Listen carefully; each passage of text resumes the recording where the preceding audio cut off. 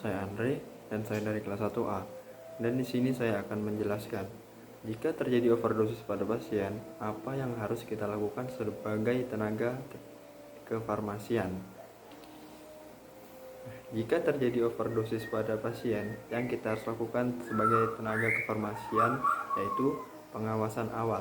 Pastikan korban yang berada posisi yang benar, yaitu berbaring dengan sedikit kepala sedikit diangkat dan dagu sedikit diangkat. Jangan memaksakan korban untuk memuntahkan atau mengeluarkan sesuatu yang ia telan, alih-alih membantu. Hal ini dapat membahayakan pasien. Pemeriksaan identitas dan alamat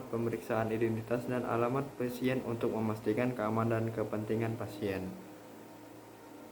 Pemberian informasi obat yang disertai dengan petunjuk dan informasi yang relevan. Selanjutnya, melakukan monitoring ke pasien tentang keberhasilan terapi, efek samping, dan gejala lain yang terkait dengan overdosis. Selanjutnya, catatan dokumentasi. Mendokumentasikan semua tindakan yang dilakukan oleh tenaga teknis kefarmasian dalam catatan pengobatan pasien atau PMR. Selanjutnya, pengawasan dokter jika kondisi pasien memburuk. Tenaga teknis kefarmasian harus segera menghubungi dokter untuk mendapatkan bantuan medis yang lebih spesialis. Selanjutnya, pemberian pertolongan pertama jika dibutuhkan. Tenaga teknik kefarmasian harus memberikan pertolongan pertama berupa resusitasi jantung paru atau CPR jika pasien tidak bernafas atau tidak bergerak. Selanjutnya, pengumpulan informasi obat, menyimpan resep dan mengumpulkan informasi obat yang dicurigai menjadi penyebab overdosis untuk membantu dokter dalam menentukan tindakan medis yang tepat. Selanjutnya, pengawasan kondisi pasien. Menjaga pasien yang stabil, memantau gejala yang timbul. Selanjutnya, pengawasan dokter.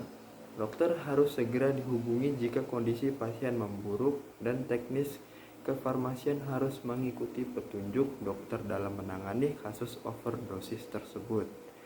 Selanjutnya, demikian tenaga teknis kefarmasian dapat membantu mengurangi risiko keracunan obat dan mencegah dampak buruk yang lebih parah.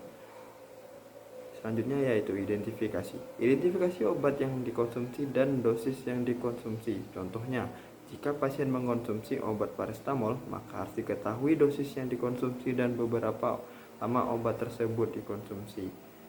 Selanjutnya, pengawasan kondisi ini juga sangat penting untuk pasien dan pengawasan vital sign. Contohnya, pengawasan vital sign seperti tekanan darah, denyut jantung, dan frekuensi pernapasan harus dilakukan secara teratur untuk memantau kondisi pasien.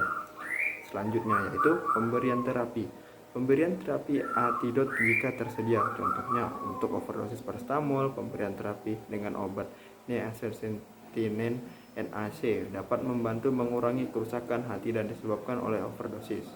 Selanjutnya yaitu pengawasan lanjutan untuk mencegah komplikasi yang lebih lanjut. Contoh, pengawasan lanjut untuk mencegah kerusakan hati yang lanjut dapat dilakukan dengan melakukan pemeriksaan fungsi hati secara teratur. Selanjutnya yaitu laporan ke dokter dan tim medis untuk pengawasan lanjutan dan perencanaan terapi yang lebih lanjut.